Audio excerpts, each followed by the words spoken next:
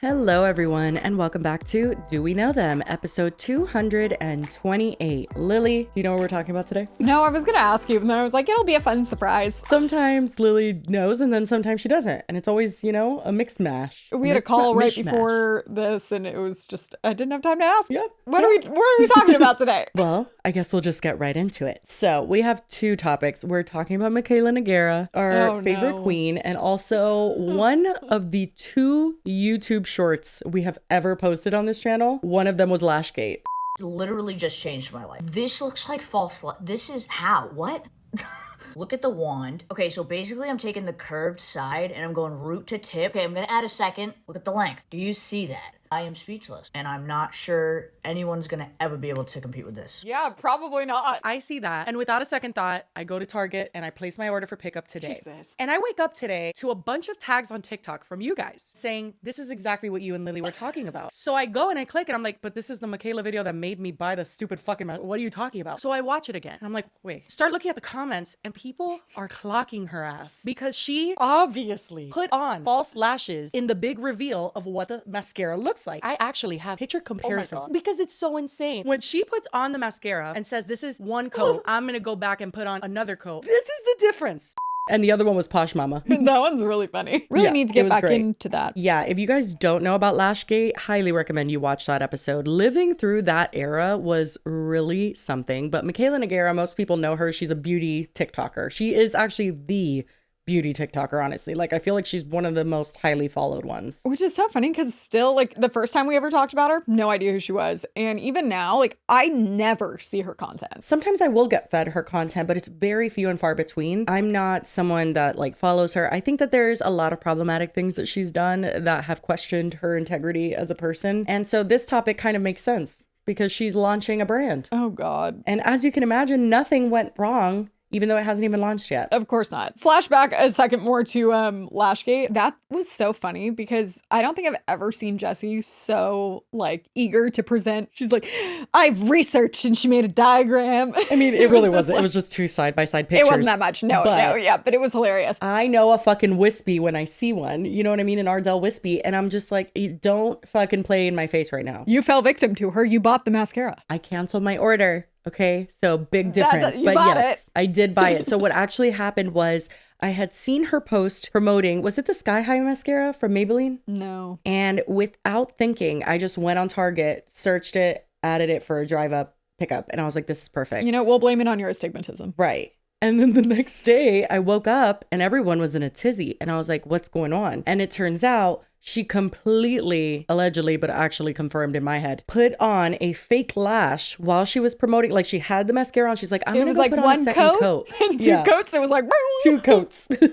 Yeah, it was so absurd that it literally blew up the internet. She disappeared for a few days, came back, pretended like it never existed. And the most we've ever gotten out of her in regards to that is like her joking about it. Well, and like, even when the whole TikTok, like, end of the world, I'm like going to tell my secrets, blah, blah, blah. Didn't she responded to something and said like that she like doesn't use Ardell, and it was like, so it was another kind. Yeah, you just cannot gaslight me enough into thinking that like you grew 17 lashes in between your lashes. Like, it was such a not like, you don't have to be a makeup expert to like, you just needed eyes. Like, you could look at it and be like, that's a cute joke. No, it wasn't even one of those mascaras that have like fibers in or like them, the tubing, like the lash or like extension mascaras. None of those. No, nothing. There was no way that those were her real lashes, but she literally on a sponsored post, which by the way, that's a whole other thing. She's like extremely FTC non-compliant. Yeah, doesn't put the branded partner or like the or the if she does, it's real small and it's like down in the corner, and it's like, girl, that's well, she puts it maybe like the video, but doesn't she like not do the actual one where you have to like have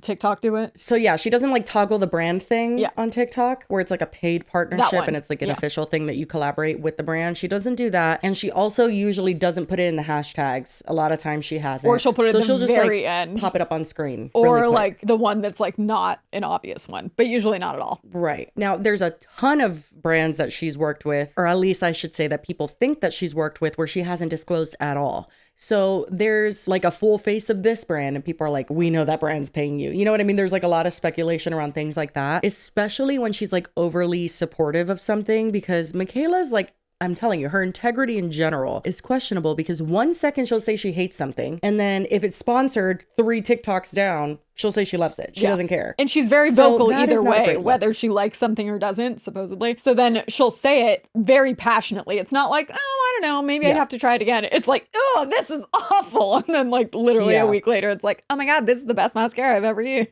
Yeah. And people's minds can change and, you know, whatever. You don't have to stick to one thing. It just seems like it's a pattern with her. And it does, like, all signs point to the fact that she goes in the direction of money and it is a sellout. Yeah, I actually hate that term because people use it against any influencer that's sponsored. And I think that that's stupid, especially when you really look at the analytics, especially on TikTok. They're paying pennies on the dollar for like millions of views. You know what I mean? So well, I feel like sellout good like, living specifically refers to like you're selling out your integrity for money. I agree. But people use it. Like, I remember I used to get called when I first started brand deals. It was like, oh, so now you're selling it. I'm like I'm just trying to like making money, make a living off of this. I can't even like, you know what I mean? It was just like very overused. But I think most people understand sponsorships, understand that like if they're not a fucking sellout, most people, ourselves included, only work with things that we like. You know what I mean? Like we deny a ton of ad reads that we don't do for the podcast. Like no flat tummy teas or none of that. But also I feel like it is much more normalized now to the point that she doesn't need to be hiding it. That's at all insane. Yeah. And illegal. Then to the point also that if she is sponsored and it is clear that she is, people are like, we don't know if you actually like it or not, you know? So between that and then her allegedly exaggerated Boston accent, that's a whole other thing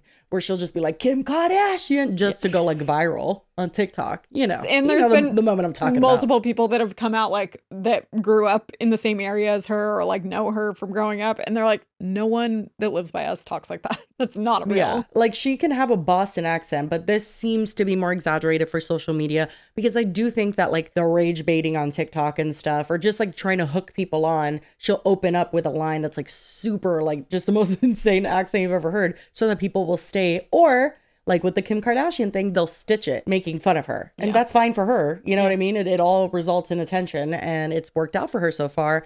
She has a great life. I mean, she's killing it. She's obviously a millionaire. 16.3 million followers. Oh, I thought you were going to say her home was $16.3 million. I was like, holy Jesus, shit. No. But wait, question it's definitely though, like a couple million. About her home life. I know that there was, and I'm not trying to speculate, I'm actually just curious. I know that people were speculating a while ago that her and the husband Cody, that they broke up. They did not. So here's the thing, and this all is relevant to get to the point that we're gonna get to, but like she for a while there was just posting beauty content, whatever, and then one day decided to open up and be like, I'm going through something that I can't tell you about and it's horrible and I wish I could tell you, but I'm sad and this has basically been the worst year of my life. If I came on here and told you I was excited about Christmas today, that would be a lie. And I don't want to do that. I'm such a positive person to the point where it could be considered chronic. I'm the type of person, whether I'm sad, happy, whatever, I'm going to get up, put on my Christmas jammies, and do candy cane eyeliner. Even if I'm not looking forward to today. I am not doing well. Life is just not sunshine and rainbows right now. As much as I miss that, because I'm such a positive, optimistic person, I don't have it in me right now. I made a valiant effort this year to make sure absolutely no one knew that this year has been the worst year of my life. It has nothing to do with the internet, nothing to do with anything online. It's all off camera, and it's been fucking awful. I'm at a point where I just don't feel like I can fake a smile anymore because like the last 2 days I tried filming videos and I just broke down crying. And then it was so like people were notably speculating. like he was not in any of her TikToks for a while. And then also it was around the holidays and she was like going grocery shopping for dinner or something alone. And it was like, seemed like that had to have been it, but it wasn't. It wasn't. So she just posted him recently. And I know that people not only thought that they broke up, but people were even speculating on his sobriety because he is sober. And like, they were like, oh no, is he like in a rehab? Like a lot of speculation happened. Now I want to be clear, although I don't agree with like speculating that people are in rehab if you don't know, you know what I mean? I feel like that could be a little bit intense. Mikayla herself has been like, I don't give a fuck if you speculate. Everyone's like, don't post about how you feel unless you want speculation. I don't care if you speculate. I literally don't care. Say whatever you want. Say what you think is happening. I don't care. Like, go ahead. It doesn't affect me in any way. I don't see most of it. I don't seek that shit out. You know what I mean? But it is interesting to see what people think it is.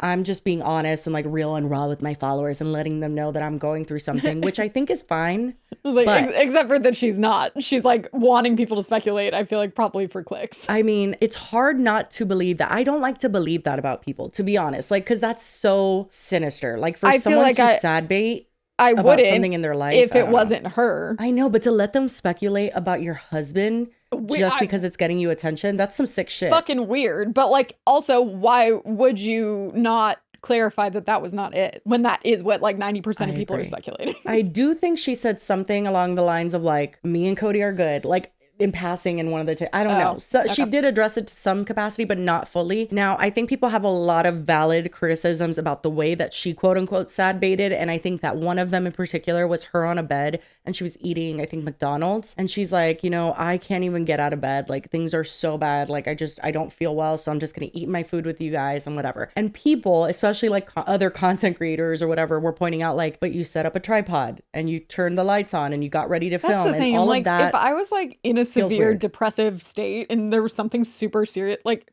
you wouldn't see me? Like, I would I not know be everyone's making content. different. Some people, I guess, cope differently, same. but I do think that, like, in general, I know they're very different things, but like, it's like when a creator does like a day in the life with me and they're like filming themselves waking up and you're like, not you having to literally do the whole rigmarole, put the camera up, turn off the lights, lays out. Girl, this is like, from a content creator perspective, you know what the setup looks like. It's the same when people come on camera sobbing. Yeah. You know, if it's not just like an impromptu video, it's like literally a setup camera. It's hard for it not to feel inauthentic. So I will say personally, I am choosing not to believe that she's sad baiting because I don't have like hard evidence of that other than like, sure, she set up the camera and whatever. But I'm choosing to believe that she does have something going on in her life. And maybe having her community just be there for her and show her love, maybe that really does help her. I don't fucking know. You know what I mean? yeah. I like to believe that she's not like sad baiting. I just say, it has been so interesting watching the public perception of me being sad. Like, just seeing everybody's opinions and shit. The amount of people that are like, she can't be sad, she set up a tripod. It takes 2 seconds to set up a tripod, and I'm a content creator. We create content with tripods. I think maybe there probably was something going on in her life, and maybe that's what like started it, and then it was like getting a lot of attention, and then potentially she used it in her favor. Could be. It was like 7 TikToks in a row. Yeah, that's the thing. It wasn't was like, just she I'm sad, posted I'm sad, one I'm sad one and then was like, it was very much like ongoing, and people were commenting on every single video. Yeah. And now people are thinking that what we're going to talk about, which is she just launched a brand called POV Beauty. People are starting to think that Was there like a she hiccup in the maybe brand stuff, and then that concocted the whole thing. Like maybe she drummed up that attention so that she could, you know, just weave it all in. It and was just be like long game "Yeah, you could marketing support plan." me." Yeah, that's what people are saying. Do I think that's true? Probably not. I don't think that weaves together like perfectly. I think it's like maybe coincidental. I don't know. I do think she's pretty calculated with the way that she does things, so it's not impossible. I don't know. It feels like no hard evidence. a strange move. Yeah, totally. So what she did was she teased it. I think she posted a few things on the days leading up to the launch. But this TikTok that she posted was a day before the launch, and it says, mentally preparing myself to confess to a secret tomorrow that I have been keeping for 2 years. Oh, come on. Confess 2 to a years. secret? Wait, Like, isn't that exactly how many years Jaclyn Hill said she was working on her lipsticks? I feel like they always say 2 years. Am I wrong? I'm asking the wrong person. They're like, I have been working on this for 2 years. I'm like, this isn't I've been working on something. This is I have to confess a secret I've been keeping for 2 years. I'm like, okay. Right. Like, no, you were working on a brand. Stop. okay, now we're gonna watch like this voiceover that's showing people getting ready for the launch, and then it's her talking about like what inspired it. And yeah, it's a lot. It's like very like meant to be inspirational. So Is this yeah. the announcement of the launch? Well, it was in stages. Her official launch video, I'm going to show you in a second, was like her showing the stuff on the table and being like, this is what I launched. You know what I mean? Like not going through them, but just being like, But like, just this big moment. what was her first saying? Like, I am launching a brand. I mean, she did that secret tomorrow thing. That still hadn't been launched. Like she didn't mention the name of the brand. She didn't even mention a brand. She just said she had a secret. So after she said the whole secret thing, the next day, this was the big launch video. Oh.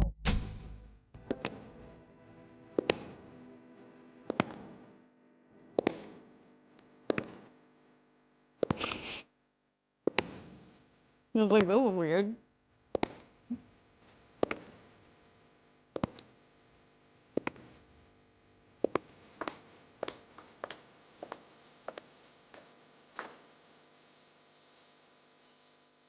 What?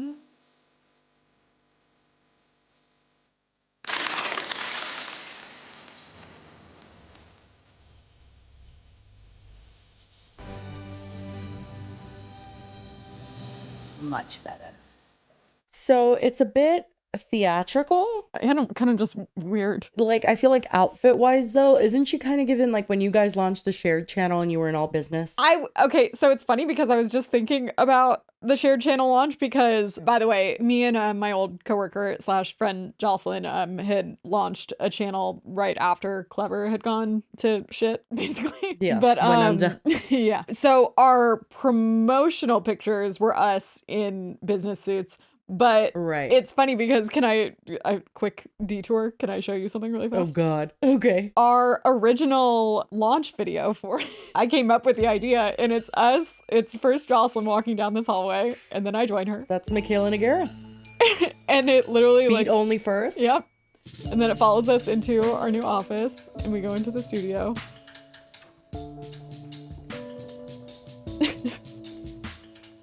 And we set down our drinks. Literally, that is so Mikayla coded. Literally, I'm like, was she a fan?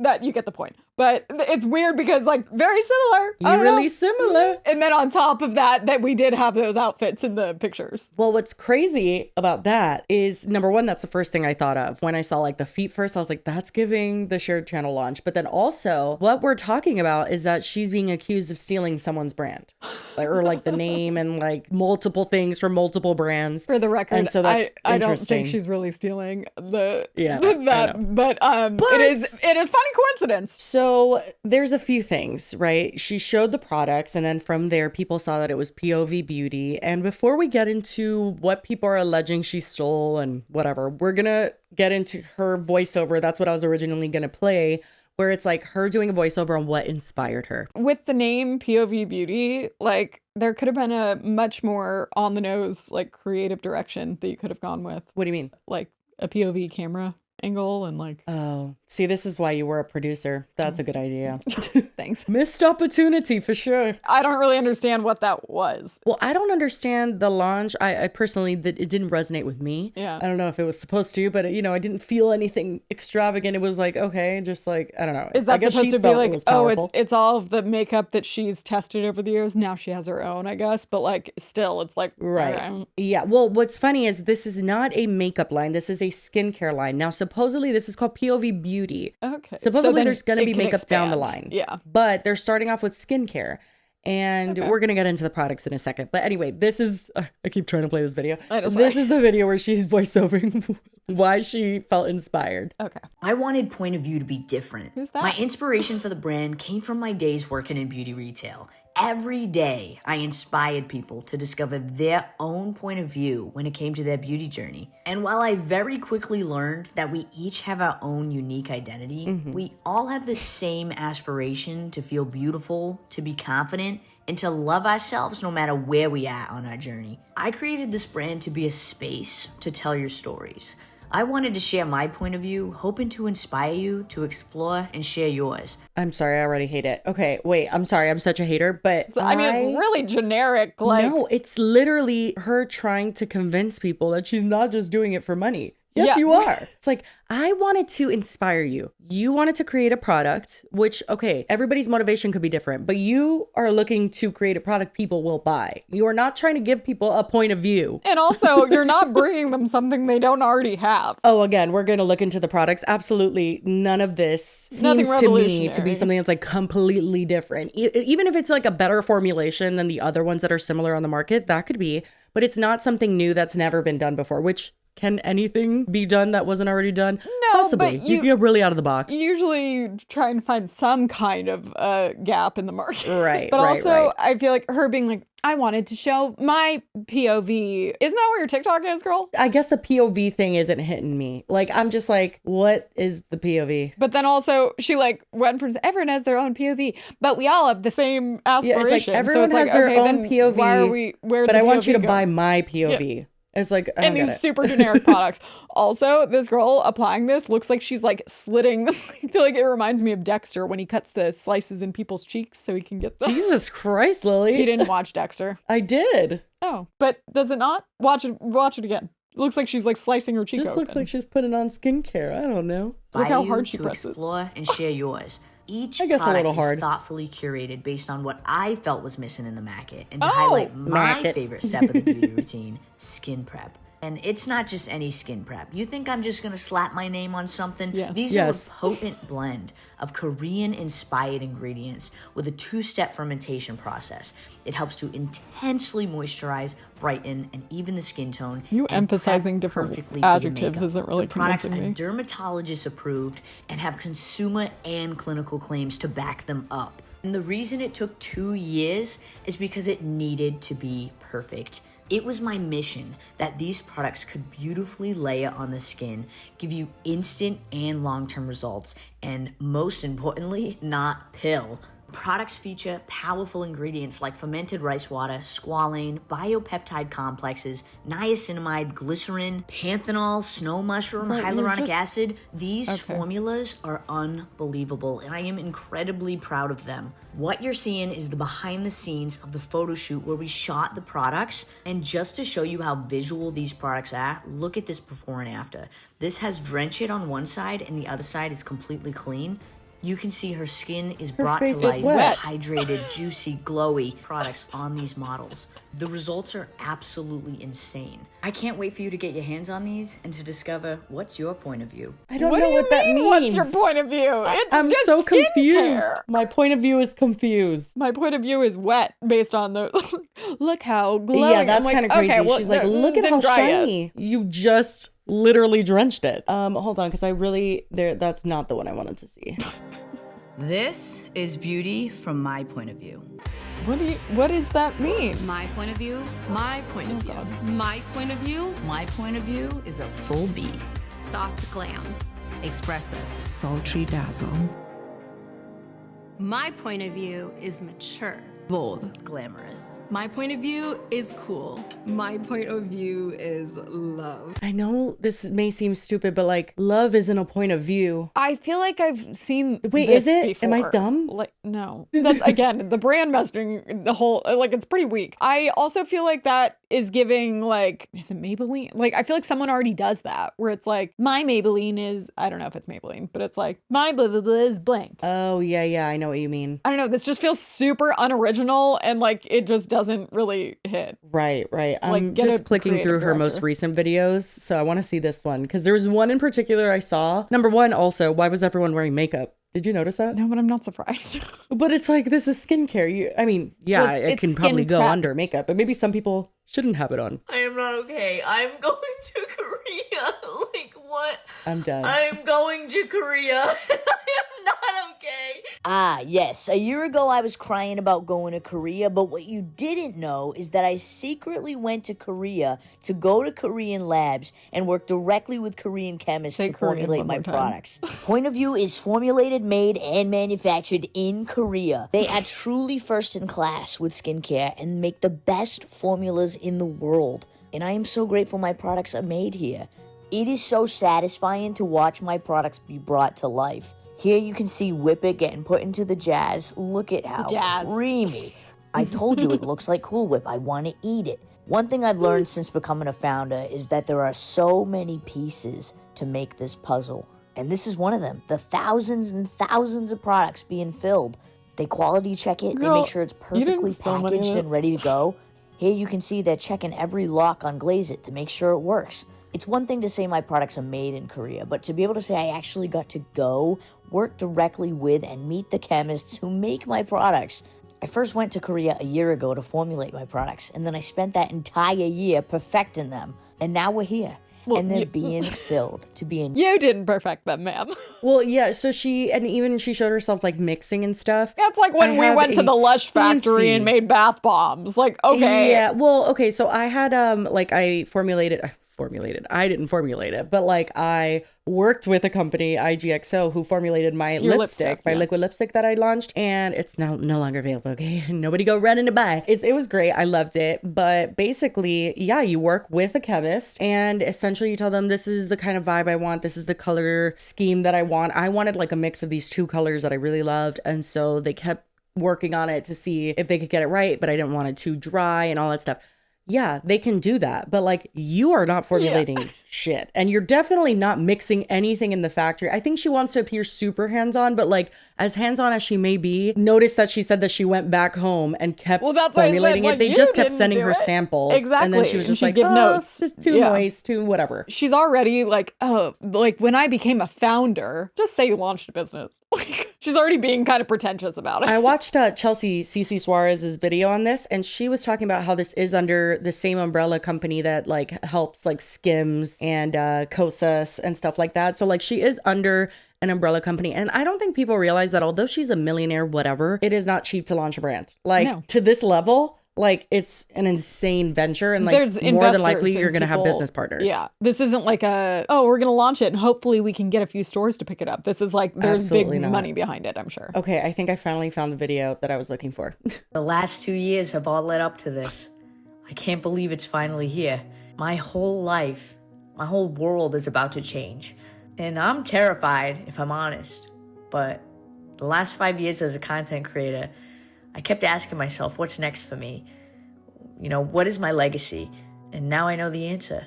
Every day I am grateful for the privilege to have the community that I do. And you guys have supported me wholeheartedly over the last 5 years. I genuinely could not do this without you. I wouldn't do this without you. You have built up my confidence. You have helped me improve as an artist, become a better person. I don't know. They're all getting their makeup done. And they're in her I getting hope her I've makeup done inspired you in some way too. 2 years ago, I started working on a project that means the entire world to me. And it's finally ready to be in your hands. And I'm really emotional about it because it's 2 years of keeping secrets from you and working behind the scenes to bring this project and this vision to life. And now it's actually about to happen. What I am about to reveal to the world is something I am so incredibly proud of. It's a project with meaning, something that actually matters, something that makes a difference. My community has inspired me so much over the years to be... I'm sorry, are you launching a charity? Because what the fuck? Okay. I was literally about to say, and I have not seen it anywhere, that a portion of this goes to any charity, but if it doesn't, like, that is insane. Charitable angle, like that means something that really like it's skincare. It's skincare that has been done before, and then also the only difference it's gonna make is in your life and your partner's life, because people are gonna buy it and you're gonna profit greatly. So it's like, not even like, what is the difference? Skincare is in like, it's gonna help people with their acne or help you. It's like, no, it's like moisturizer. Yeah, I'm confused. I mean, I know that Mikayla has done a few things. Like, I know she gives away like PR packages and stuff, and like gives, you know, a bunch of her PR away to her followers regularly. And I also know she just recently gave like a bunch of her expensive handbags to a charity. I'm not saying she's not a charitable person at times. I am saying that I don't know of any charity affiliated with this company so far. At least that's not been vocalized at all. So it's like, what difference are you making? Interesting script. And again, like, why the hell are we watching these models and you get your makeup done for the first however like minute of this at least? Why are you when I saw this, I was like, so they're launching makeup? Yeah, no, not yet. Like, that is 100% what she is making it look like, and then it's like, actually, no makeup. This is so confusing. Before we go any further, we have a word from our sponsor, ZocDoc. When was the last time that any of you needed to go to the doctor, but you push it off because you don't want to call the office, you don't want to be on hold for an hour, you don't want to find someone that takes your insurance? Well, I have good news for you. ZocDoc is going to solve that problem. Mostly because you don't have to talk to anyone on the phone, because it's a free app and website where you can search and compare high quality in-network doctors and click instantly to book an appointment. And when they say instantly, they mean instantly. You don't have to call. Again, it's great. And we're talking about booking in-network appointments with more than 100,000 doctors across every single specialty. And if you don't know what doctor you have to see, you can actually even search by symptom, and they will help you find a doctor that can see you. And then once you find the right doctor, you can see their actual appointment openings, and then you could choose a time slot that works for you and then click instantly to book a visit. Yeah, it's great. It shows you like their little schedule, and usually most of them are available within 24 to 72 hours. So stop putting off those doctor's appointments and go to ZocDoc.com/GWKT to find and instantly book a top-rated doctor today. That's zocdoc.com/DWKT, ZocDoc.com/DWKT. And thank you so much to ZocDoc for being an amazing sponsor of this podcast. Myself, and not just that, but own who I am. And with this project, I want to do the same thing for you. I want to inspire you to love who you are, to be yourself, to try every single day. Give yourself the credit you deserve. We all have a story. We all deserve to be It's heard. skincare. We all have something about us that makes us unique. But don't forget that what makes us different is actually what we have in common. And I wouldn't have it any other way. What? What the fuck are you saying? That Fire is an your insane creative sentence. director or hire one. Because what is that this? is insane. What makes us different is actually what doesn't make us different. And I don't know if you knew that. And it's really important that you do. And now I'm going to come out with this very generic skincare line that you probably already have all the items and now you just have to buy new ones. This is insane. I'm sorry. This is not even the reason we're covering this at all. But like, there's zero what is this? direction that makes sense. I know. Okay, so this is the branding, right? They've got whip it, glaze it, drip it, drench it. You know, you get it. That's like their branding. It's very Lots of basic wet. looking. Lots of wet. When I looked at this, it reminded me of something and I didn't know really what it was, but people have, they've got some ideas. One is The Ordinary, which is like very similar branding where it's like white and then like just like a statement like The Ordinary. Like, Yeah, you and know what I like mean? kind of a It's similar kinda giving font, that. I guess. Yes. And then also Road Beauty is a big one because the glazing milk or whatever is like the same thing as her glazing milk. I'm almost positive. I want to say Mikayla's even used it. And so a lot of people are like saying you have used a bunch of products that are similar to these and raved about them. You know But what I are mean? they And it made just in feels like she's Korea? pulling from those. Well, I will say Korean skincare is pretty much It's the great. best of the No, best. no, I agree. But like, she's just shoving that part down our throat because that's apparently what's making it different. But it's like, I'm sure there's plenty of Korean skincare lines that you could buy that aren't you slapping your name on it. Yeah. And spoiler alert, that aren't super expensive because Oh this God, is how super much expensive. is it? Well, actually, shout out to multiple people. So shout out to Cece Suarez because she found on a Reddit, someone like literally found the codes of her website. And then through those codes, you could see all the prices and like future products that we're going to launch. Oh shit. And People are then so- oh my deciphered it and God. put it on this list. Like, people are so good. I know, right? Fucking FBI agents. We've got Glaze It for $28, which is a tacky primer. We've got Drip It, which is $36 for a glow serum. That's pretty pricey. A glow serum. Now, I will say it's not insane. No. Like, it's not like a drunk elephant prices, but it's No, it's still like pretty a. pricey. I use Peach and Lily. I feel like it's. Is it similar to that? Yeah, which is also Korean. We've got Drench It for $34, which is the priming milk. Is that There's a more? primer and a priming milk. Lots of priming. Yeah. Let me see how much Rhodes is. So this is There's the Whip It $2 as well. more than Hailey Bieber's priming milk. Interesting. So yeah. The lip thing, the line filling lip repair, $22 for some lip balm. And then their bundles, it goes up to $134. Isn't for there all a of Whip them. It one as well? Yeah, Whip It is $38. And that's just like a moisturizer. Just a moisturizer. So You're gonna be I guess really that's not moist. that expensive. I have to say, I know a lot of celebrities when they come out with skincare or makeup, it's kind of like, okay, like, did we really need this? Or like, does it really make sense? And I feel like people did give Hailey Bieber, I mean, they give every celebrity shit probably, but I feel like she got shit maybe when she first launched it. But I gotta say, Yeah.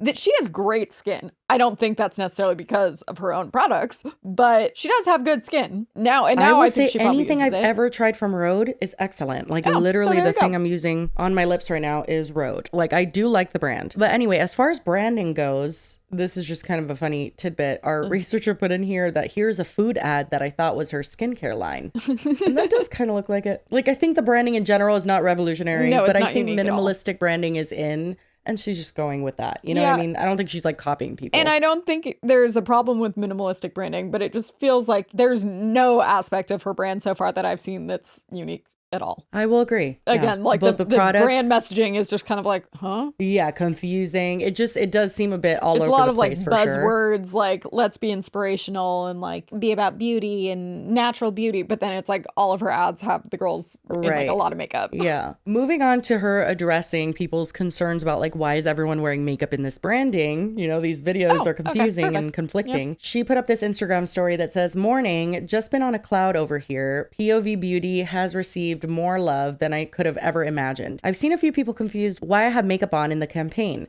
That is because it is specifically designed to skin prep, all in caps, for makeup, all in caps. It is not just skincare. It is meant to be used with your makeup. Okay. But like, we never even see you using the. Wait, that's true. Yeah, we just saw that. Well, Like, assuming they we had did it see underneath. some of the models, I guess, but like Yeah. she just it's straight to the makeup where it's like, okay. So this is kind of interesting. I think that is kind of what she's presenting as the unique aspect here. She's saying this is not skincare and it's not makeup. It's skincare that goes under your makeup. And I know people use the road milk a lot for under makeup. And they'll like mix it's not it in with advertised their- that way. Yeah. I will say that is it's a hefty claim because every foundation has a different, like some are oil-based, some are water-based, some might not work with this formulation. And it's funny you So say it's a that bold claim. because I remember when, I don't know if we covered it, but I know Angelica did, and it was when I was still editing for her, that there was a video that she did where it was like, was it just products she hates? Or products she's never tried before. And then she was trying all of them, and then she was giving them all like super negative reviews. But I remember one of the criticisms was that she was putting on like way too much. She wasn't using them right. And she was like putting on too much or like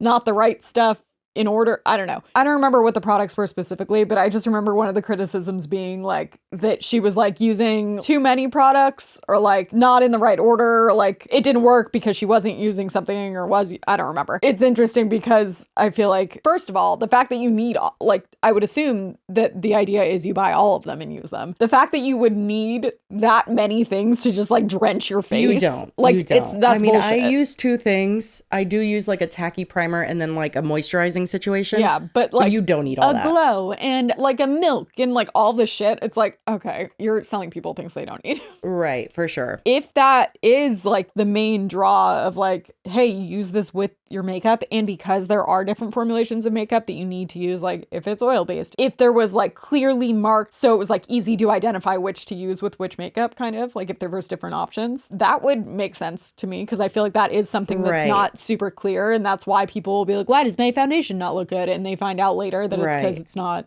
the right base. If she was like clear about which one was which, like sure, that actually seems like it would be helpful. But this is just But like, now it seems like she's just like broadly saying this is perfect for your makeup. Yeah. And it's like, what if it's not? yeah. Okay, so moving on to the reason we are gathered here today. It is because there is a small business. It's Canadian. Okay, so most of the stuff we're going to be reading is in French, but it is called POV Beauty. So right now, when you search POV Beauty, Stop. Mikayla's TikToks will come up. They're the second search, but the first search is povbeauty.ca because it's a Canadian website. Now, one can assume that once POV Beauty launches, it's not currently live, the website's not live yet, that will shun povbeauty.ca to the bottom. Yeah. Right? Like that's probably what will happen, even though it's Canadian. And I think that we'll look into what they offer and stuff and how they are technically different That brands. doesn't matter. But the brand, Do a quick Google search. This name isn't so great that you couldn't have found another one. well, that's the thing. So right now, all you have to do is Google it to see that there is povbeauty.ca. And they do makeup, so it's not skincare. But as we know, Mikayla is looking to expand in the future to makeup. So it's like, Well, it's already confusing even for her brand. It's like if people Google it and that's what comes up, they're going to think that's the website for right, it. right. And the reason we even know about this is because number one, when people were searching for Mikayla's website, which is not live yet, they found this website. And then I think that's what alerted the owner to it. But also, side note, aside from the name, what do you mean you launched your brand and there was no website? Well, it's launching the 26th. So she's doing like a hype thing. Then at You know? least have a landing page or something that's going to pop up that says like coming soon. Like the fact that there's just no website. I don't think there is. If you go to povbeauty.com, it is Mikayla. This is what I would be expecting. Oh, okay. least So it it's does have there. a landing page. Yeah. Okay. Okay. But also It's just, interesting that she again has full glam. like not even like a natural No, beat. It's full like glam. full glam. And it says the countdown is on POV email address. So they are asking people for their emails to let them know when it's live. And phone I will number. say horrible SEO. Like I couldn't even find it when I put POV Beauty Mikayla website When you're someone as big as Mikayla, there are people that know how to do that. to find them. a name that has good SEO or just to No, like to put get you it at the in top a of good us. SEO. Like, Right. This seems like a little bit amateur Yeah. for this operation. Yeah. So I guess she does have a website, but povbeauty.ca is what comes up when you just search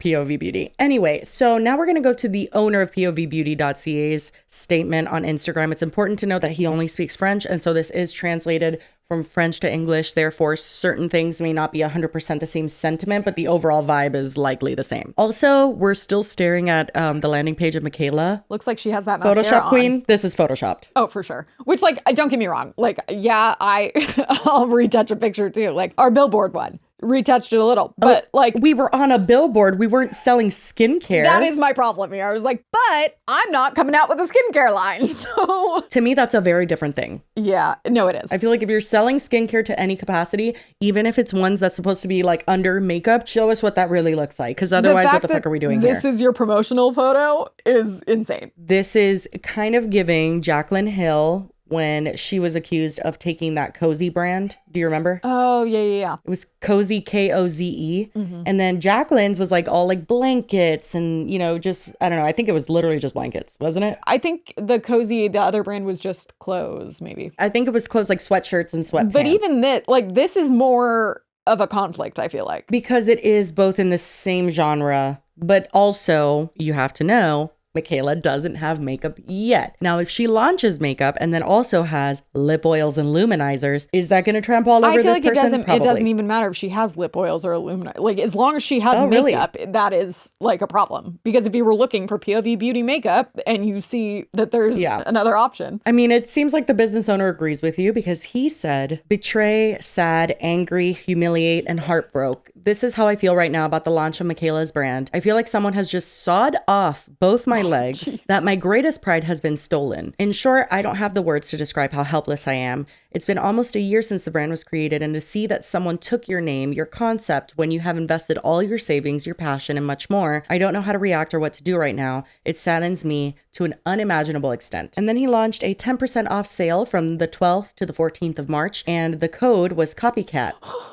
Stop it. Petty, but you know, kind of funny. I mean, this is something that it's like we talked about it back when we did the Pretty Little Liars podcast situation where it was like, okay, a quick Google. And like podcasts, it depends, but I feel like especially that one, it was like, it wasn't exactly the same. There were some other words or something.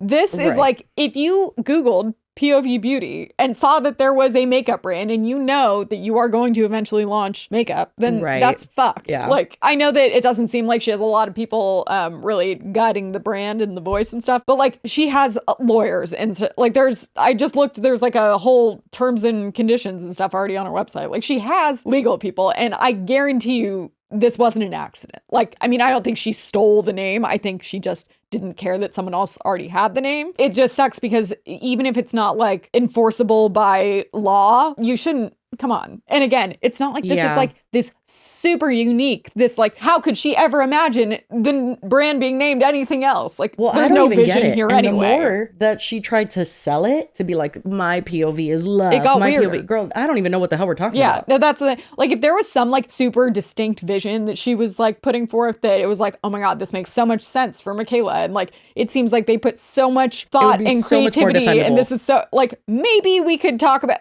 that is missing. That has been missing from the first video we saw. Right. And I think that we established in the Cozy days that people just don't generally agree with this. You know, when Kaylin Nicholson, or I think that was her name, was being drowned out SEO-wise by Jaclyn Hill, people had a huge issue with that. You know what I mean? And I think that that same energy should probably be held for Mikayla because it's like, obviously this is going to affect him. Exactly. Even if they don't sell the same things right now, because I think that's valid too. It's brand confusion alone is brand confusion will definitely happen. Yeah. And SEO competition as well. But it is the same idea of like a huge corporation and like drowning out a small business and just like not giving a fuck. And it's like, yeah, Mikayla is a new brand and she isn't a huge corporation, but she is arguably more influential than a lot of large businesses because she already does have this built-in following and she already does have so much SEO stuff working in her favor because of her TikTok that then this is just like, it's a slap in the face.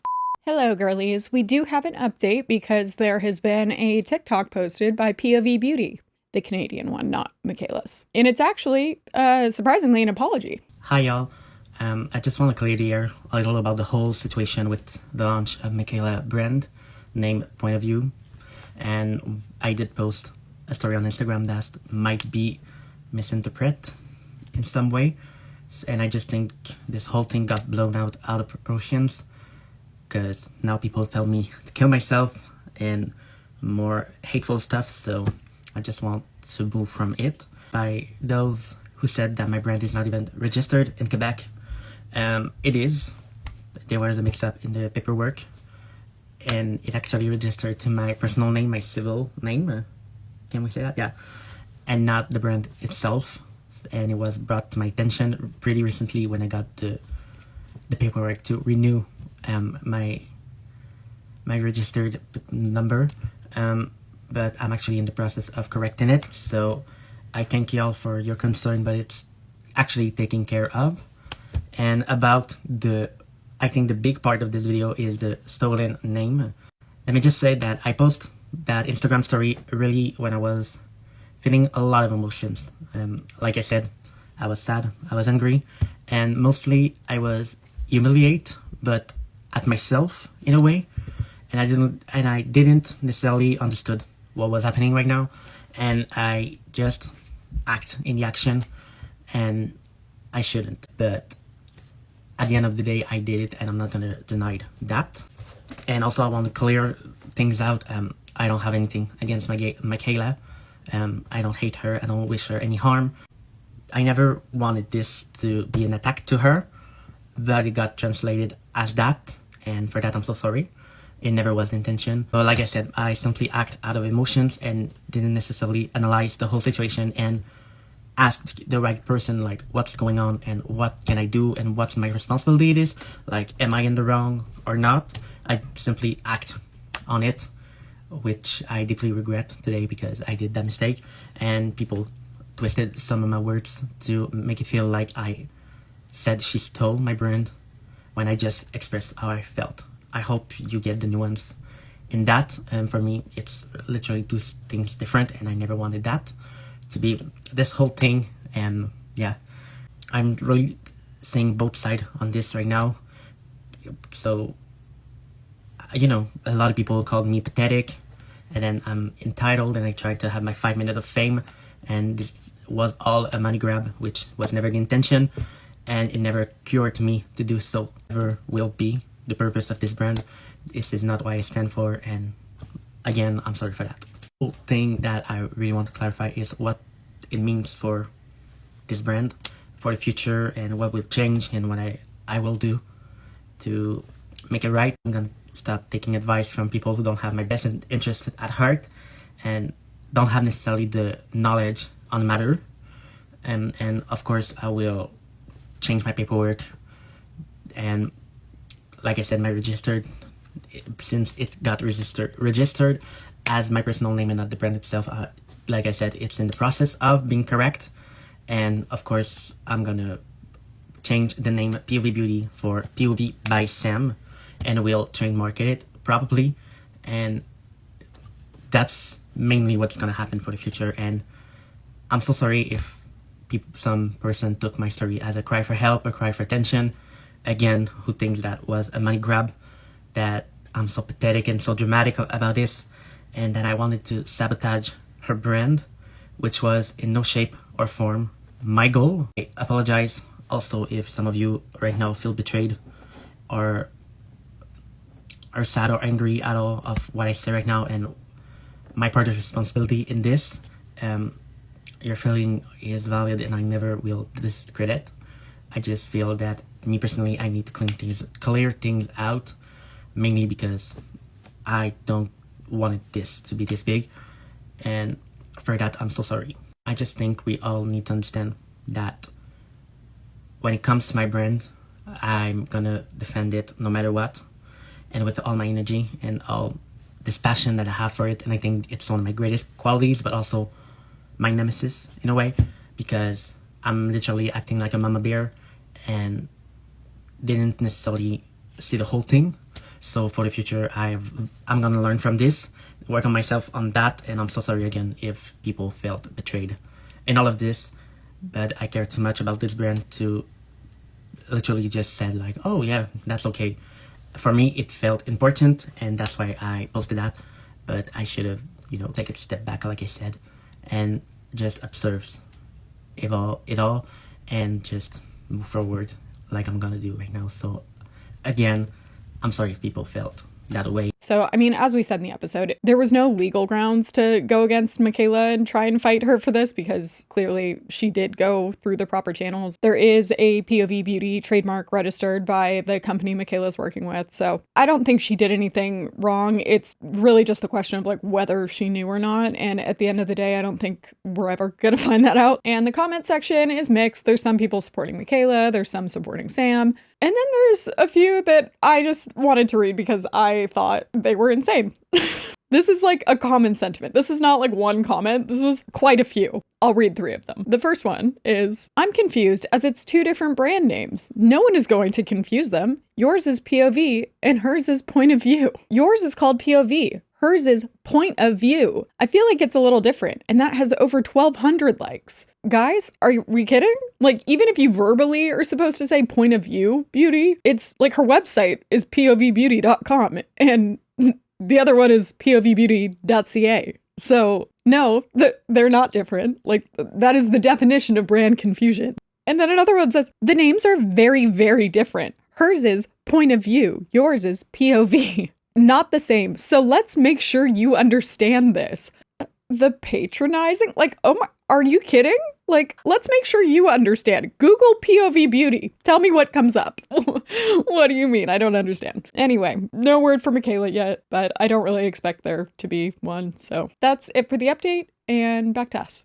Now, we'll just end it on this. We do have Jeffree Star weighing in because of course he would. That little gremlin just wants to comment at any time. And it's pretty, he really doesn't hold back. Has he ever had any ever incidents where he like copied anyone? Or is his stuff pretty much unique? Trying to think. I was going to say, I feel like it is days. unique, but I could also see there being some. All I remember is him not paying the artist for the logo. That was like Kat Von D's whole accusation against him. I don't recall if he's had any issue with copying, because especially with his branding and stuff, he's had like he's been so vocal about like how much time he puts into that specifically, which is something that I feel like Mikayla cannot say. Yeah, I'm curious to hear for once. I'm so uninspired. I'm not kidding. I really thought it was going to be like a moment.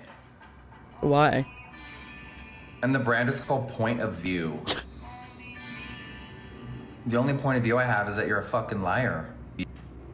And you never apologize. It cut out there, but I'm like, if he said she never apologized, that's rich. Does he mean for Lashgate? Yeah, probably. And he always calls her a liar and like all this shit. But I'm like so over Jeffree Star pretending he is like the only person who tells the truth, and all his fans say the same shit. And I'm like, are we talking about the same Jeffree Star who's never addressed? I'm telling you, it always goes back to the guy who he kicked down those stairs, who was so drunk. It's very vivid in my mind. He seems like he like compartmentalizes his personal and like digital footprint in his business. And I think his business, I could be wrong, but it seems like his business has been something he's built to be very like honest and transparent, so people only look at that and don't really consider the rest of it. But yeah, he really leans into like his brand's reputation and takes that on as his own and uses it to then shit on other people. For the cash cow, and the money was just going to keep pouring in, so I'm never going to acknowledge my mistakes.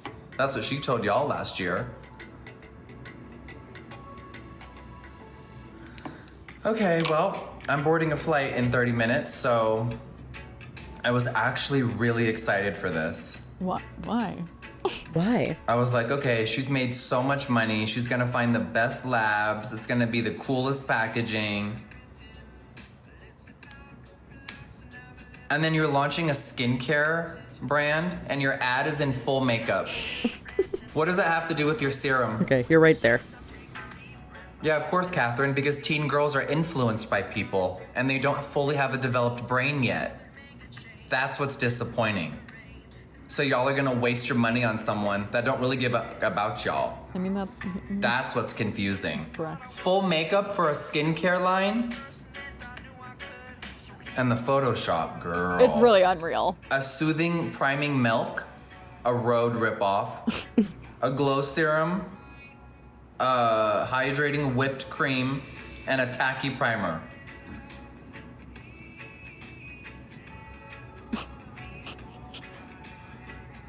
Okay. Anyway, back to the real world. I wish everyone the best on their endeavors, and I hope it's really successful.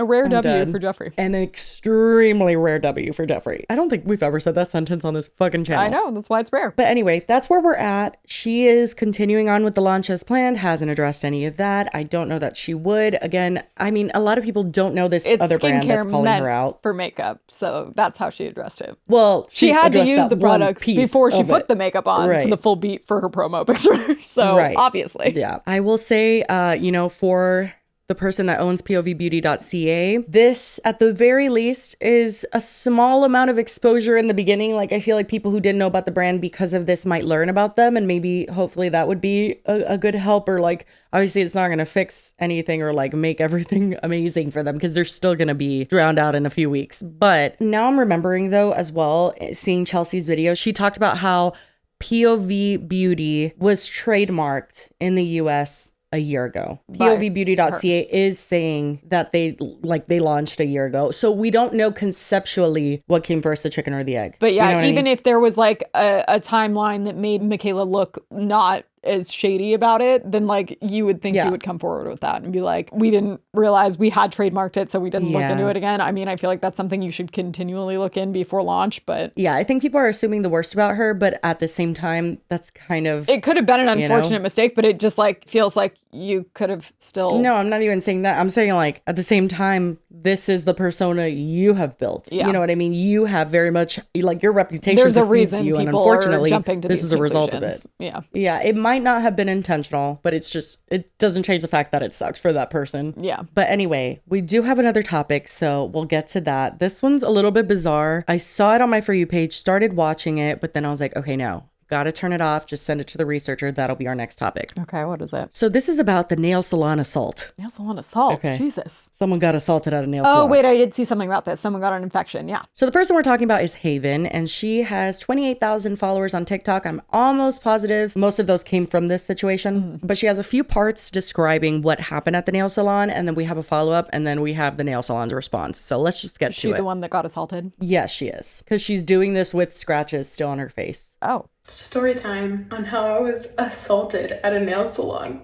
You cannot do it. Get off! Ma'am, I call police. Do not touch.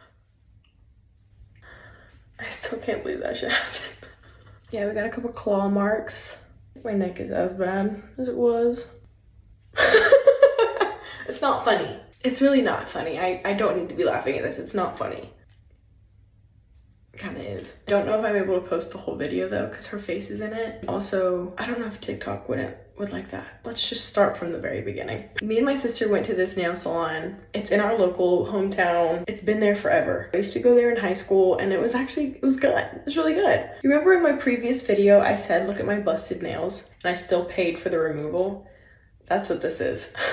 We paid for the services in full. We didn't argue. We were just like, I said no thank you. My sister paid, and that was that. Later, that following evening, my sister is starting to have a terrible reaction. Her eyes are super red and itchy and bumpy. Her nail is swollen and inflamed. As a cosmetologist, I know I'm kind of beating myself up for it, because just the state of the salon, we should have left. We shouldn't have been there. It was extremely dirty. She was using obviously unsanitized implements on my sister. Dirty nail files, dirty clippers, dirty station. Just the station wasn't even wiped down. You could see nail residue just on the station. So my sister calls the following day asking for a refund or even a partial refund. The lady was beyond rude, just like she was during my sister's nail appointment. Once I sat down to get my nails removed, I came in to get a full set of acrylics and a soak off. At the time I had Gel X on my nails, so I just wanted a fresh set of acrylics. I haven't had them in a while, dang. She sits me down, we sit down next to each other, and the lady looks at my nails and says, what's this? I said, it's Gel X. She said, you can't soak that off in acetone. I was like, yes you can. Yes, you can. I don't want to argue with you nor tell you how to do your job, but yes, you can. Anyone who knows anything, acetone will eat through anything. Get out of here with that. Get out of here with that. So she then tries to pop them off with another nail tip. I politely reminded her, I didn't ask for a pop off. I asked for a soak off, because I want it done the right way. And you cannot pop off Gel X It's already so damaging when someone does that with acrylics. I couldn't imagine Gel X. I couldn't. She put both AirPods in and completely disassociated. Anytime my sister would ask for a tweak or anything on her nails, the lady would ignore her. We would just look at each other kind of in disbelief, like she's not listening. I almost wanted to just tap the desk and be like, are you here? Are you listening? It was so bad. It was just so rude. And she was extremely rude to her on the phone. My sister called back multiple times and, hey, this is not getting any better. If I have to go get like antibiotics or whatever to take care of this, I will be sending this to you. Like, I'm not paying for this. Like, I don't think even a partial refund that she was asking for towards the end of just the bullshit of her just being dismissive, a partial refund would have been $30. Come on, lady. So after my sister called me like super upset about the whole thing, I decided to call just to get their license number and her name, because I have every right as a client, as a customer, to get state board in there to check it out.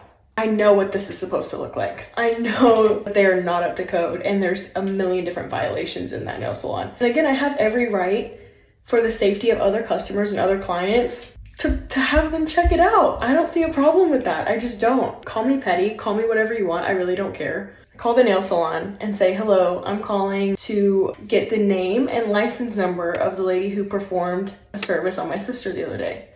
Immediately, she starts going off. Already cussing at me over the phone. She's screaming and yelling, telling me that I have no business asking her for that, and she's sure as hell not gonna give it to me over the phone, and that if I want it, I have to come to the salon to get it. And then hangs up the phone. Again, super disrespectful, super dismissive. Truthfully, I don't think she thought I was gonna show up. I think she thought I was just gonna forget it and let it be. You got the wrong one, girl. You got the wrong one. So I was like, okay, that's a bet. Nail salons and any service, they have to have it like hung on the wall, like out in the open. Well, that's what I was gonna say. Can't she just come and just take a picture? I mean, yeah, I guess well, that's what they she's going to do. Yeah. Nails, hair salons, esthetician salons have to have their license posted for the public and for customers to see. Right. It's basically I'm certified to do this. I know what I'm doing type thing. But it has to be public. It has to be front of salon. Everyone has to be able to see it. So I walk in there very politely, very kindly. I'm recording so that I can go ahead and just get the license picture and get out. Oh my God. This is where it goes south. Okay, so then that was part one. Okay. Now we're moving on to part two. Okay. I say, hi, how are you? I say, good, how are you? I said, I'm good, thank you. It started off polite. It started off nice. I said, I spoke with somebody on the phone earlier and I'm here to get a license number and name of the person who performed a service on my sister. She said, that's when she lost it. I don't have to give you anything. I told you I'm not giving you a refund. We're way past a refund. We are way past a refund at this point. I lift my phone to get the wall of licenses. She grabs my wrist, shoves my face, and is like attacking me. And I just start screaming like, do not touch me. Do not touch me. It took every single ounce of patience in me to absolutely knock the hell out of her. She rips her license off of the wall, slams it down on the desk. I'm trying to get the salon's license number, and then obviously I came in there for hers. I'm not leaving without it at that point. I'm not leaving without it. So what do? I snatched that hoe. I snatched it right off the desk and went to the other side of the salon to get a clear photo of it. So then another lady from the back, she was kind of there the whole time. I don't even know really where she came from because my back was turned to them. Rookie mistake, I guess. This lady runs and jumps, not even jumps, just attacks me from the back. Jesus. And is trying to take my phone. And then the other lady is in front of me, also trying to take. What the fuck? Can you imagine the security footage of this? Like what? spider monkey on the back. What is happening? I'm being just berated between both of these women, and I'm kind of in shock the whole time. Get off me, you're not allowed to touch me, stop touching me. Then she starts screaming, call the police. I'm like, yes, please, call the police. Oh what my are you God. doing? This is insane, this is mad. So as I head back to the other side of the salon, the older lady then again approaches me and tries to knock my phone out of my hand. Oh my God. Demanding for me to give it to her. Obviously, I said no. What? She then goes from behind me again and she's like on my back at this point. So I shove her off. I'm like, get off of me. She kind of stumbles into the nail tower that they have in there with all like the nail polishes on it, and then starts screaming that I hurt her. I did it. Oh my God. I hurt her. I'm like, you just attacked me. Like, what do you expect?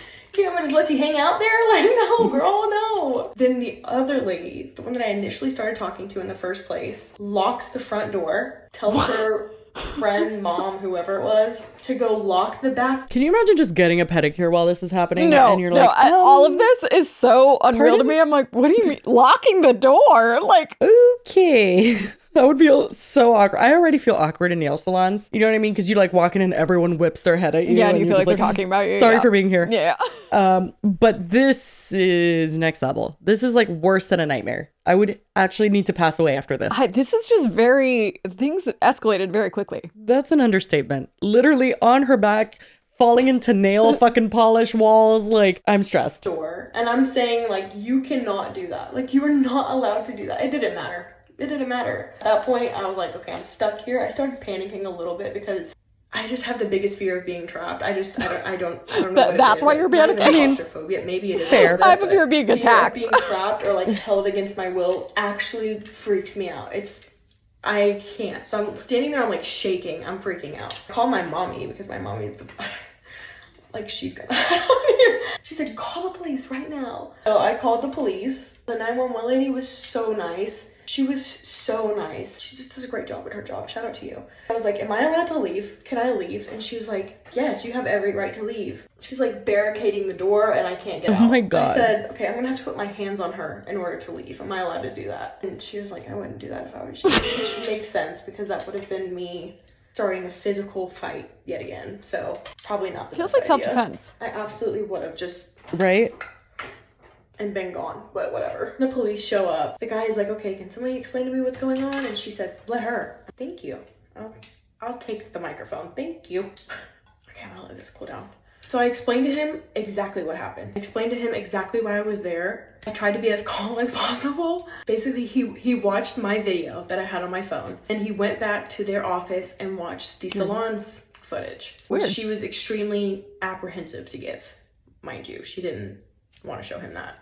Duh. So then he comes back out, and honestly, I don't know why they weren't arrested on the spot. It kind of bothers me a little bit just because it was 2-on-1, extremely aggressive, so uncalled for, but not provoked. Just so unprovoked. That's the word. So then he hands me their information, tells me, you're allowed to file for assault. He said, in this case, I would file for assault because duh. The owner comes out while the cop is there? Oh my God. And cussing me out, telling me I have no right to be there. I shouldn't have been there in the first place, saying that he already cleared it. He said no refunds. And I'm like, you don't even know what the deal is. I don't need a refund. I don't need the money anymore. Okay, I don't. So I went down to file for assault. Yeah. And a part of me wonders if she was hiding her license so much because it's forged. Oh, Or she like doesn't know not that. real. She's just speculating. Right. Yeah. She's just, theorizing, hypotheticals. But I mean, there has to be something. Like, if you're a licensed cosmetologist that has every right to be doing nails and you, like, here, have my number. Like, I don't care. That could be it. But it's also, like, if you are finding out that, like, if you know that you're not up to code safety-wise, salon, and if they come and there visit, could it would be absolutely bad. have been a situation where someone, like, got an infection or whatever, then, like, that's why she doesn't want to get reported because she knows they're going to find something. Yeah, I don't see another reason because, like I said, like, if my nail tech, like, she has it on her wall. Well, if you did It's nothing like if wrong, someone's you would just have like, nothing can to I see hide. your license? Like, there's a reason it's supposed to be there. Yeah. Because it's like people need to have access to it. Yeah. So I almost just wonder, though, was this all necessary? Could she not have just, like, looked up the license of the salon? I would think so, but That's what I would have gone with. I would have, like, last resort would have been going there, but I understand. yeah, because, like, when I Why looked she up did, I just- So Mink, like, it was like Yeah, you could there just was like a search it. database that you could search. Yeah. Yeah. So interesting. And yelling at them saying that there's personal information on there, and I'm like, What? There's not. There's literally not. It's your name and your last name and your state board license number. That's all there is on there. Like, I know. I tried telling you that I know, but you didn't want to listen. Unfortunately, halfway through when the lady kind of jumped on me, the video ended somehow and I wasn't able to get that other part of the interaction, and I was really upset when I saw that. I was like, are you kidding me? Are you kidding me? But I got a good portion of it. So I don't know if I should post it, if I'm allowed to post it. I don't know. Didn't she already post part of it? Anyway, this Yeah, I was thought so. Victoria Nails and Spa in downtown Hendersonville, North Carolina. Oh shit. So she name drops it at the end. Yeah. I was gonna say people definitely found it, but I wasn't sure how. That's how. Before we go any further, we want to thank our next sponsor, Bumble. Most of you are probably familiar with Bumble. It's the dating app that it used to be that the girls had to message the guys first. Now they have a few different options, and they've also recently launched their Discover feature, which is a personalized page that shows you people that match your vibe, and the recommendations are refreshed daily. Everything on Bumble is super tailored to yourself and personalized to you. So all you have to do is, be honest with your interests, the things that you're looking for, both in a relationship and just in a partner in general. And it really helps hone in on the people that fit that description. And it's really helpful because dating websites can be super overstimulating and just like there's too many options. So it's important to find people that are a better fit. And I personally like that you can be pretty specific about what you're looking for, whether it's like dates, a long-term relationship, a life partner. Basically, it doesn't give the guy the excuse to then be like, I'm not looking for what you're looking for. So if you guys haven't already, I would highly recommend you go and download Bumble, check out their new features, and see if you could find the right fit for you. And thank you to Bumble for sponsoring this episode. So this is her answering some of people's comments. First, I want to start out, some people were upset about how I handled it. Just the whole situation in general. Why we didn't leave, why I went back, why I didn't fight back, all of the above. I've never been in a situation like this before. During the physical altercations, I was extremely shocked. Honestly, I didn't know what to do. I had my keys, my phone, my purse, all this stuff in my hands. My hands were honestly raised most of the time because I don't know. I didn't know what to do. I ain't even gonna hold you. And why we didn't leave, I don't know. I'm honestly very disappointed in myself for not leaving. I think that people are referring to the initial service. When you saw that it was like gross and the like fight. not up to code. Yeah. I will say when I get my feet done, they'll take the like cuticle thing and stuff out of like a packet. You know what I mean? So that I'm assuming is sterilized, but like the nail files are always used already, which because I go to my nail tech for my nails, she opens a brand new file. Everything is in its own, like literally everything's brand new. Yeah. And I still stay for my pedicures. And did it give me toe fungus? It did. It really did. So I get it. She had like several bullet points of concerns though, in terms of like it being gross. That's true. And she is a cosmetologist. And I want to be clear, I don't go back to the place that gave me nail fungus. And I don't still have the nail fungus. Okay, I want to be clear on those points. Anyway. It was extremely awkward. I could tell there was already hostility in the salon. I didn't want to make things worse. I'm beating myself up for it a little bit because we should have left. I know that. I know we should have left. I did not get my nails done there. I got these done elsewhere. Oh, I was about to say, sat in a that bowl of good. acetone for over an hour while she was doing my sister's nails. I was scraping off my own Gel X, and then she tells me to go wash my hands. I stand up, she's working on somebody else. So I said, you know what, forget it. I was like, don't worry, I don't have time. I don't have time for this. So for the people who saying you can't necessarily soak off Gel X with soft gel and rubber base, yeah, you can. And that's what they were. And that's what they always are, typically. So a lot of people were saying that, oh, all you needed was her name. You could have looked it up and whoop-de-woo. I couldn't even get that. I couldn't even get her name. This is what I found when trying to look on State Board's website to find her license and just get her name in general. I needed all of that. I needed her name and I needed her license number. I didn't know that there was another way to look up people's licenses. I didn't know that there was any way possible to do that without their name. And I couldn't even get that. So I don't know. But I didn't have her name and I didn't have her license number. I didn't have, because you probably could have looked up like the salon, but maybe didn't have like the individual, and there's no way to really. But just the salon, I would have called it in. Yeah, I feel And, like just maybe, like a general like Yeah. safety and like health code violation. But I get why she wants to hold her accountable for sure. North Carolina license, I have never seen someone have an address on there. I've never seen, the address is not on my license. I've never seen that before. There's no personal information there. So that's not real. That's not a real thing. No clients were in the salon.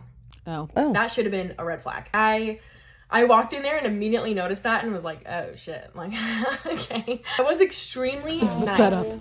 walking in. I didn't, if I had known that it would go this way, I probably would have acted differently, but I had zero reason to believe that anybody would ever. I mean, who would have thought? Yeah, I was that like, that I gonna think it's happen? pretty valid to assume that the nail techs wouldn't get violent, but you know. And just jump on your back, knows? and, like just start crashing out, scratching Yeah. you, like. This, and I cannot believe that you would take it to that extent.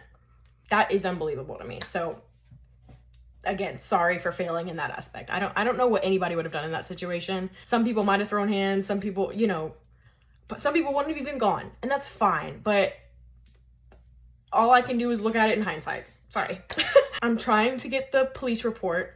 I'm trying to find a lawyer. I don't know how to do any of this. I have zero clue how to do any of this. I don't even know if I can afford a lawyer. I don't know what that looks like. I don't know if a court would appoint me one. Girl. Don't you just need to press charges with the police and they go after? No, I'm just kind of dead because plaintiffs don't get pro bono lawyers, or public lawyers. I think that's what she was referencing. You have defender, the right to a lawyer because it's a public defender. Yeah, that's defender. for a criminal defense. Yeah, no, you would. That doesn't happen. But also, I just didn't even know you needed one. I thought if you press she charges, doesn't need a lawyer. I don't think you need to go. You would need to testify in court and stuff, but I don't think you would need to argue your case. I don't know. I think that's an interesting aspect, but I also don't even know that it would get to that point necessarily. I would tell her, take it slow, see what happens, continue with the process of talking to the detectives and seeing, because I know for instance, when charges were brought in a case with myself, the state took it over. So I don't know how it works, but this would be a criminal case because it would be assault. So I would assume that the state would take it over, but absolutely you will not be appointed a lawyer. That would be, should you ever need representation, you would need to have it for yourself. Or if it's a DA, a district attorney taking your case, then technically they're your lawyer, but it's also not you pressing the charges. Well, that's the thing. It's the state doing it. Anyway, she goes on to clear up a lot of things, but in general, I don't really think she needs to feel... I know, that's why I want to skip forward because she goes on for quite a bit and I'm just what do they say? Okay, they wrote, I shit you not, a fucking essay on their Facebook page. Oh. Okay, so this is a post from the Victoria Nails and Spa Facebook page and it says, hello everyone, I am Nafan. I am the owner of Victoria Nail and Spa located at, not the full address. Yeah, it was really identifying yourself. Okay. Today, I would like to share with you the unexpected events that occurred at my workplace. I'm writing this post not for the person who's trying to damage the reputation of my 15-year-old salon, but to ensure that everyone, including my beloved customers, can have a fair perspective and judgment on the unfortunate incident that took place at my salon. It is also to protect my staff and the reputation of my business. I promise that everything I say from here on out is the truth, and if not, I will take full responsibility before the law. Whoa. So literally just being penalty of perjury statement. Yeah, I was what do you mean? What do you mean? I promise that it's the truth, but if not, what do you mean if not? I don't know. Weird, that's weird true. Caveat. That's a weird statement. And if I don't, was that a self-admission? Then sue me. Okay, anyway. Gracie Rector was present for the entire process of her younger sister's nails. Throughout the process, she showed no signs of dissatisfaction. Whoa, I even heard her say... back up. Wasn't the girl's name Haven? Yeah, who the fuck's Gracie Rector? I don't know. Wait, is that her real name and I just called her Haven? I don't know. No, why would her nickname be... I don't know. Hence my surprise. We need to dig into that. Who's Gracie? Anyway, Gracie Rector was present. This is a completely separate incident that has nothing to do with it. You know what I almost wonder? Maybe they're looking at the credit card that was used or something. Maybe it's her mom's. I don't know. I don't know. Weird. I don't know. Something weird's happening. Or maybe it's her name and we're fucking stupid. Anyway, Gracie Rector was present for the entire process of her younger sister's nails. Throughout the process, she showed no signs of dissatisfaction. I even heard her say, with my own ears, that she liked them and thought they were beautiful. Well, yeah, the nails weren't the problem. It's the infection she got afterwards. Nope, that's also true. Yeah, she didn't actually say anything about they were done really the quality hideously. Of the nails, yeah. But also, this is very anecdotal. Anyway, the next day, I was shocked when she called demanding a refund. From the moment she called until the police became involved, everything she told them was completely false. The reason I let her speak first when the police arrived is that I knew she would continue to make up lies. My salon has cameras, so the truth cannot be changed. Everything we did was recorded, and the police saw everything and discovered the truth. Here's the full story. Gracie Rector. If this really is her name, we're actually so dumb. Anyway, Gracie Rector and her younger sister came to my salon to get their nails done. The younger sister wanted a fill-in with bubble bath polish and French tips. Not relevant, but okay. She showed me a picture on her phone of what she wanted. I've done that style many times, so I did it well. Cool.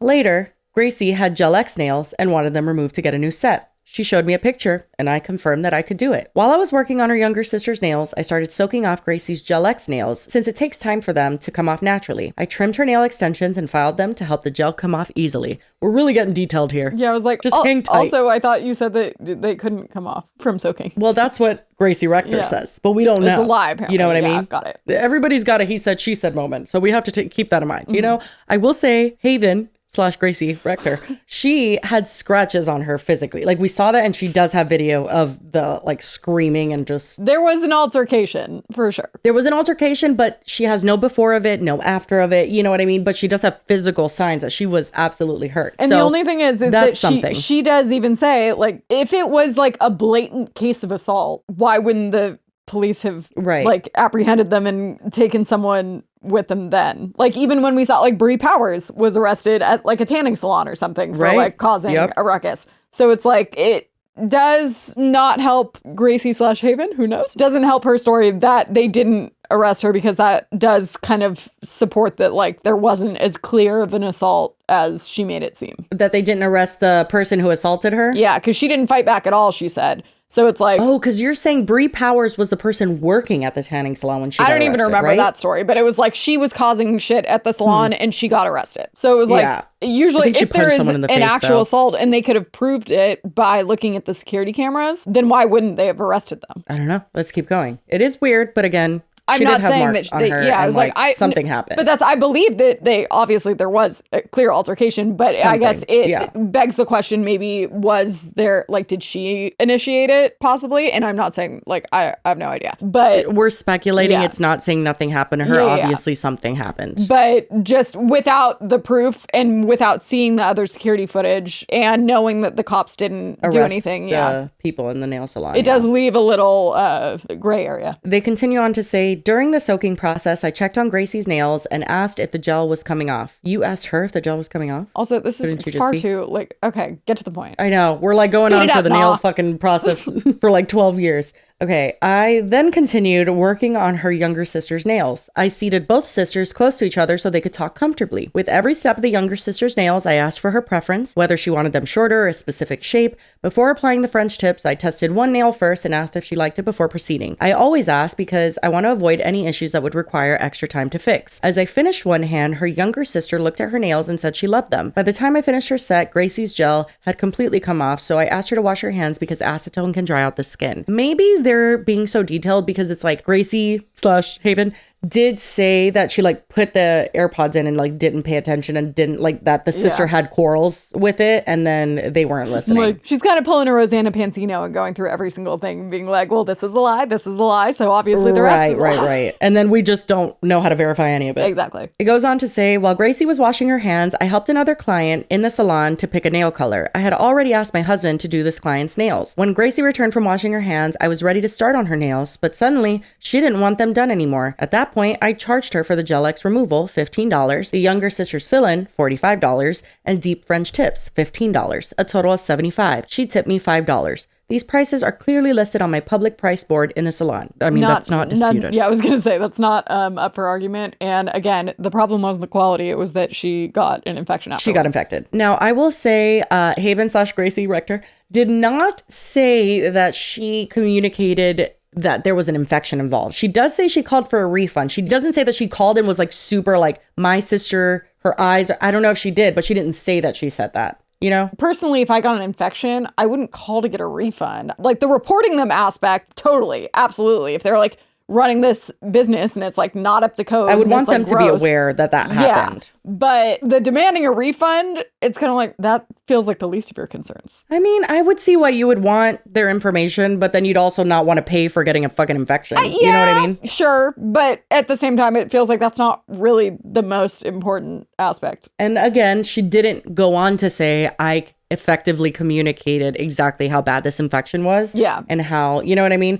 I don't know if she did. Anyway, continuing on. They say the next day, I received a call from the younger sister asking for a refund, which completely shocked me because throughout the process, she never showed any signs of dissatisfaction. Maybe she changed her mind about the color or had some other reason. I told her to come back to the salon so I could see what was wrong and fix it, but she refused and only wanted a refund so she could go somewhere else. She then accused me of causing an infection on her nails. Okay, so she did say it. Yeah. I told her to go to a doctor and bring me the results and I would take responsibility if it was true. According to our policy, there are no refunds, only fixes or redos. Therefore, she got angry and hung up on me. Later, the older sister called asking for my license number and name to report me to the state board. So I will say she didn't say that the sister called before her. I didn't know that. I thought Not she that it really called matters. asking for the refund. I not thought she the was the sister. only one. Yeah. I told her she could simply call the state board, give them my salon name and address, and they would have all my information, which I kind of speculated on as well. She says, I refuse to give her my personal details because I have 4 children and it is reasonable that I must be careful when providing my personal information to unfamiliar individuals. Bullshit. Like, your license number is not your fucking home address. I was going to say, that's giving And the it's same on the energy wall. of people It's being supposed to be like, right you there. doxed me, when it's like, it's your name. They and did. you're like, you Yeah, it's posted literally- here. Like, it's public. Yeah, it's literally like your public first and last name and your profile. Like, Yeah. Is it doxing or is it using your eyes? I don't know. She goes on to say, Gracie came to my salon and took pictures of all my licenses. I used my hand to cover her camera because I didn't want her to have my business license details, which include a PIN number. What the, what do you, What is it, like your debit card PIN number? Like, also, I didn't want her to have my business license details, the ones that you're supposed to prominently display so people can see it. I Like, mean, I've been to so many fucking salons in my life, and even my private nail tech, all on the wall framed. that's All of because them. it's What are you it's talking against about? the law to not. Yeah, so that's bullshit. It is obvious that if someone has this information, they can forge documents and apply for things under my name. Now we're assuming she's gonna go Now forge she's gonna, documents like, and open a become salon you? by your like. Well, Yeah, that's insane. It says we can display our licenses for customers to see, but taking photos without permission is not allowed. So what if they had a photographic memory? I know. Yeah, I mean, I guess they wouldn't be able to prove that, but like, you know, that's Like, just no, but they could strange. go use that Seems like information to go semantics. open up a salon in your name. Like, that's stupid. So weird. It says, because she was so aggressive, I called the police. You're missing a lot here. Yeah. Bit of a leap that was done. When the 2 officers arrived, I let her speak first. She lied, claiming that we attacked her and sat on her. I'm dead. Not the sad on her. After she finished talking, the police didn't even question me. They simply asked to see my security camera footage. They watched everything and didn't ask me anything. Then they called her outside and spoke with her. A few minutes later, the officers came back and told me, if she ever comes in here again, call us immediately. They banned her from my salon. See, this is very different stories. That's weird. Very different. She goes on to say online and phone call attacks. After that, I just wanted to forget about it and return to my normal work. But she didn't leave me alone. She went on Google and left a bad review. That's her right. She was a customer. As a customer, she has the right to leave a review. Oh, period. Not her agreeing. But then she asked her friend or family member, Kelly J, to leave bad reviews. Not the fucking conspiracy theory. So now you think she asked Kelly J to leave bad reviews? Who the fuck is Kelly J? Well, but it might have been obvious if it was about the same incident. Oh, that's true. Okay, I guess it could be proven.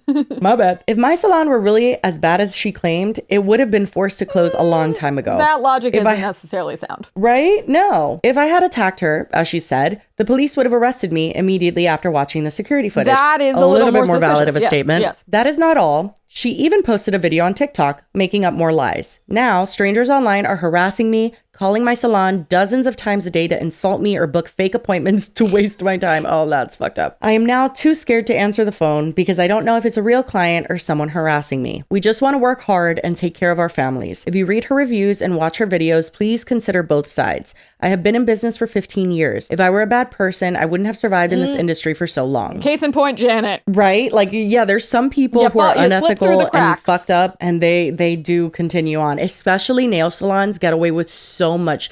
I'm not talking about like assaulting people, but like sanitary things. There's not people from the board going every week to check on them. No, it You know what I requires mean? people to really like put in the effort to like make a complaint and stuff. And a lot of people aren't going to do Right. that, especially if it's not something that's like a serious Right. infection. If it was like your fungus, it goes away, then it's like, okay, whatever. Yeah, I didn't even call anybody. I just applied some fungus stuff, called it a day. But you know, yeah, it does suck. It's just like, okay, they're It's just basically not sanitary, It's a lot and I'm of not going to effort go that back you to have to them. put in, and most people aren't going to do it. They say, I understand that it's impossible to make everyone happy, but I've always tried my best to satisfy all of my clients. I know that by posting this, her supporters will attack me, but the truth is the truth. I even found a bad review she wrote for another nail salon a year ago, where she also demanded a refund. I don't know what happened there, but I know for sure that I did nothing wrong with her or her sister's nails. Then why the fuck is that review relevant at all? That feels like a weird thing to say as the Right? business owner too. They end it with, this is everything I would like to share with everyone. Thank you for taking the time to read my story. I hope this problem can be resolved soon so that I can return to work peacefully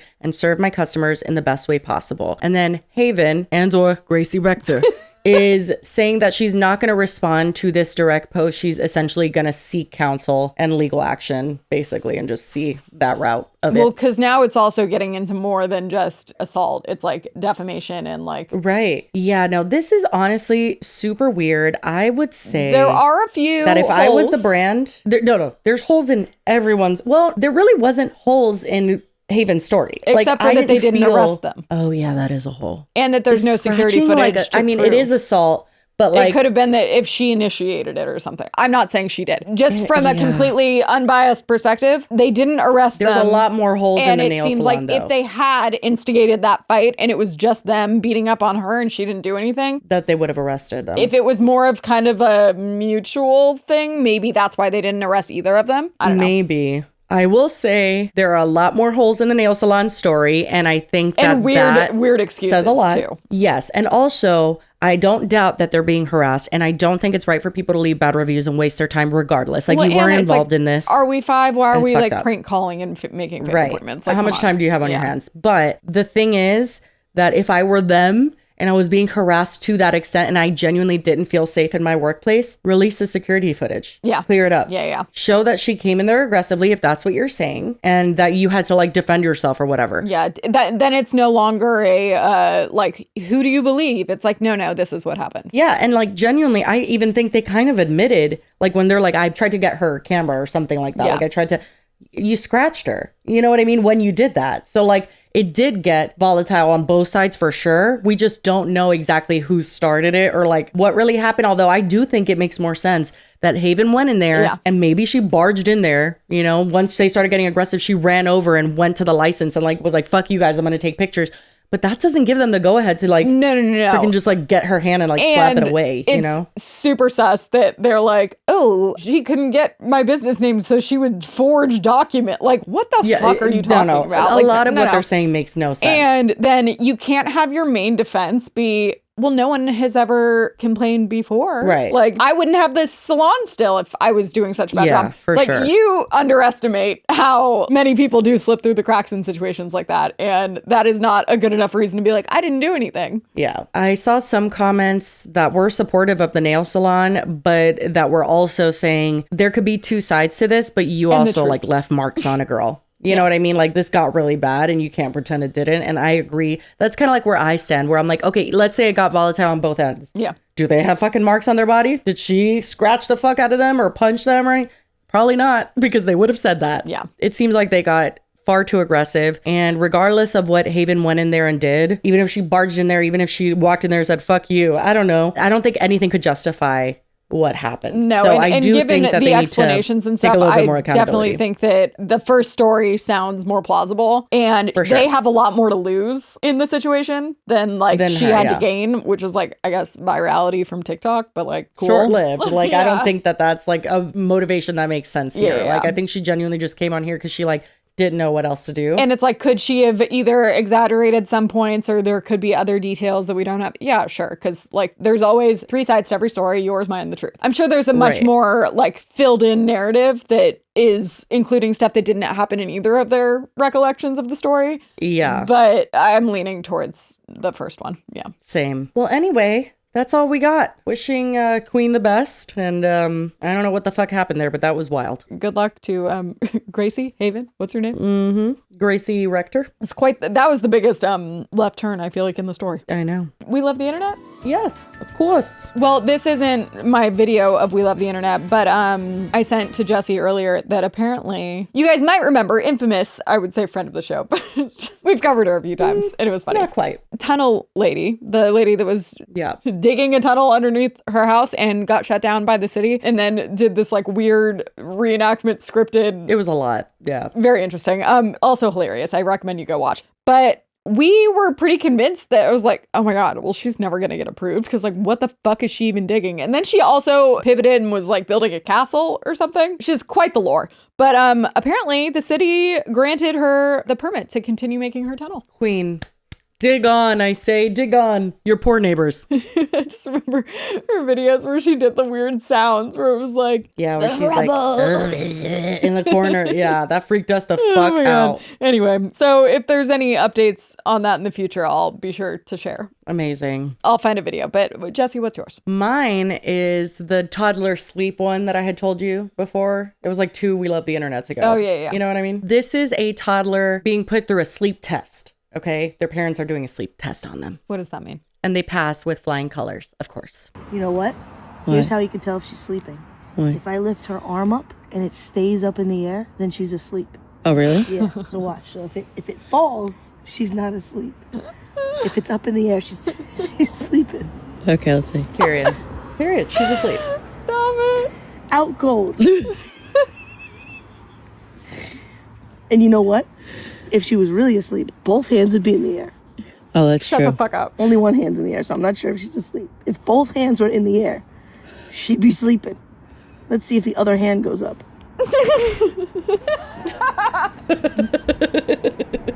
Oh, wow.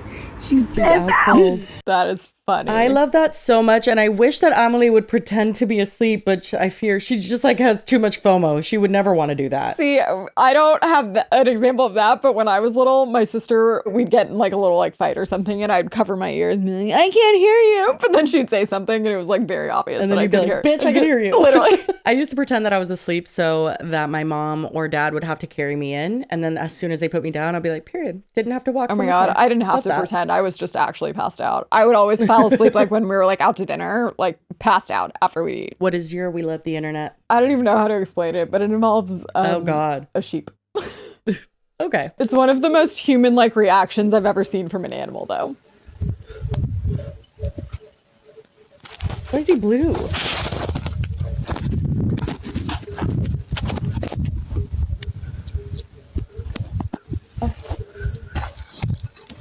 You okay? That's why I was like, oh my God, is it dead? Like what?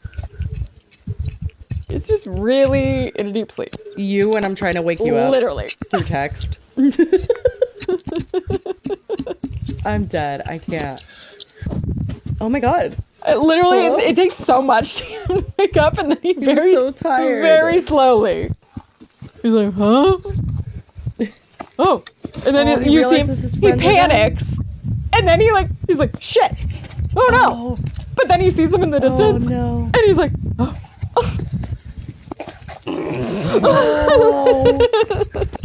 Oh my God. That's when I first watched it. I was like, that's so sad. They just left him, but it's like, then you saw, like, that took a lot to I wake mean, him up. motherfucker was asleep. They probably tried to tell him.